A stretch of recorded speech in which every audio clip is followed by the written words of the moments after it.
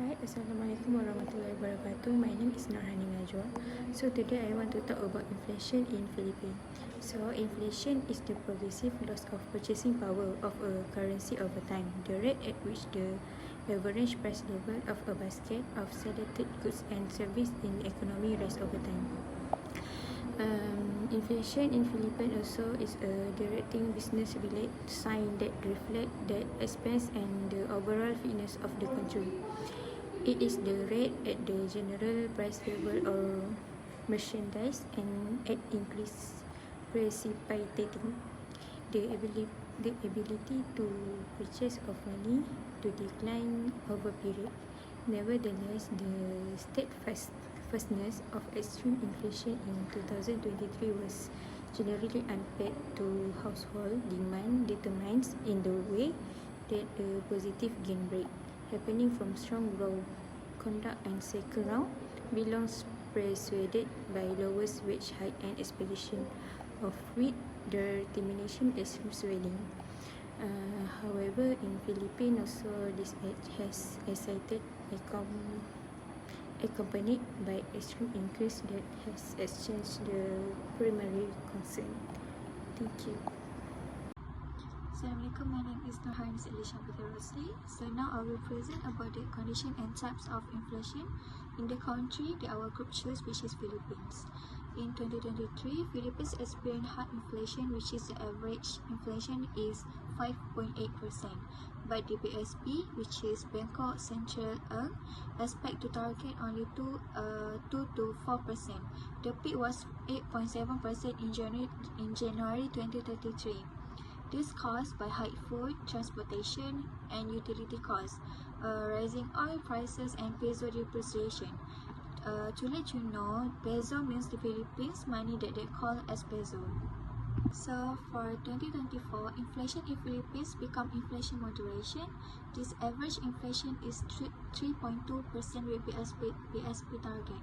The factors of this average because of stabilized food prices, increased agriculture production, and government import programs and lower global energy prices. So next, I will explain about types of inflation in Philippines. The first one is demand pull inflation. Means this occurs when demand for goods and services is strong, yet supply is insufficient. This increases prices and can be costlier.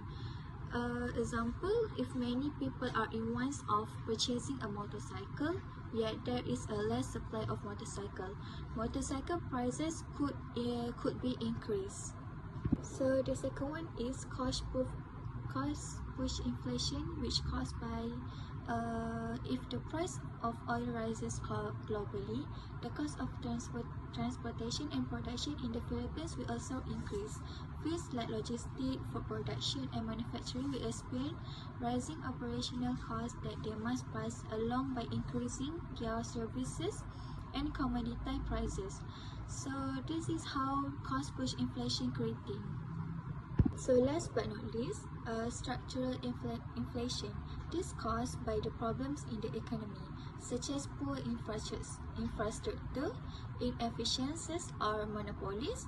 For example, if the transportation system is not efficient, it may cost more to deliver goods and leading to higher prices.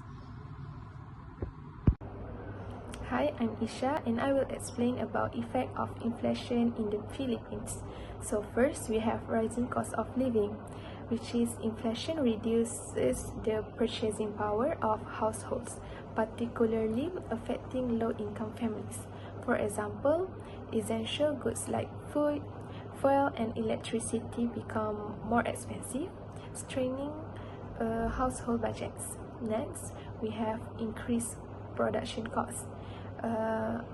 I've known that higher costs for imported raw materials, energy, and transportation reduce profit margins. For example, businesses may pass on these costs to consumers, further fueling inflation. Third, we have peso depreciation, which is a weaker peso increases the cost of imports, especially for essential goods like food, oil, and industrial inputs. For example, export competitiveness may improve temporarily, but imported inflation offsets benefits. So for the last one, we have agriculture, which is typhoons and climate-related disruptions reduce crop yields that will increase food prices. For example, depends on imported agricultural inputs such as fertilizers and seeds that will raise production costs. Thank you. Hi, my name is Nafata Fnavendrazin. So I will explain about how Philippines solve the problem of inflation. So we have two policy, which is monetary policy and fiscal policy. So we start with monetary policy. The first is interest rate adjustment.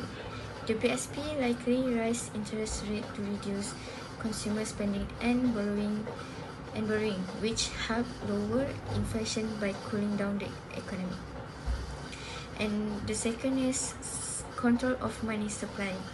The BSP may have used open market operation to reduce the money supply by selling government securities, helping curb inflation and influencing spending behavior. And the third is inflation targeting.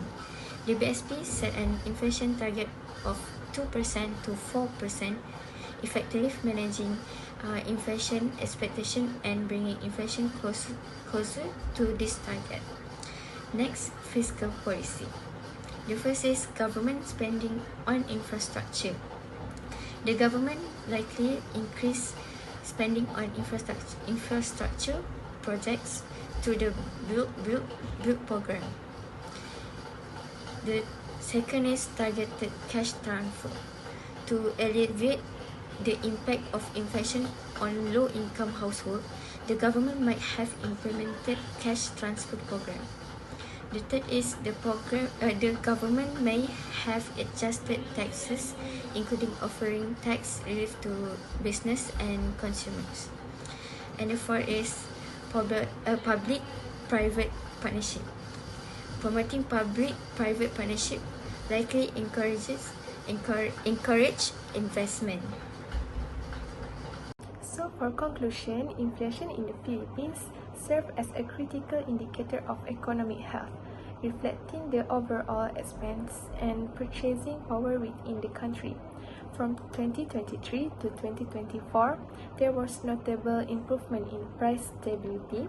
However, challenges such as geopolitical tensions, energy price fluctuations, and global supply chain disruptions continue to pose risks.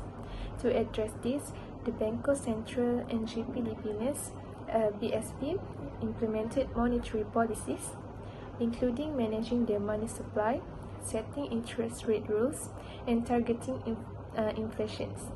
Additionally, fiscal measures like tax cuts, target cash aid, public-private partnerships, and increased infrastructure spending were employed to stabilize the economy, create jobs, and also promote economic growth. That's all from me. Thank you.